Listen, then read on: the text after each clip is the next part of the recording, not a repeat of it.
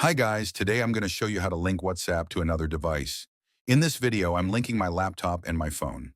So first of all, we go in our laptop to any browser and type WhatsApp. Here you go to WhatsApp Web. It should show you this page. Now moving to our phone. First step, you need to open WhatsApp. Next, you go to Settings. You click on Link Devices, and then Link Device. You might need to unlock it first with your Face ID or passcode. You click OK, and now you scan the QR code on your laptop with your phone camera.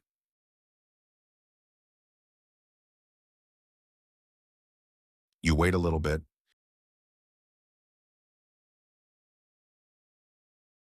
Now you click Link Device. That's it, easy and simple. Hope you like this video. Don't forget to like, subscribe, and write in the comments what other tutorials you'd like to see.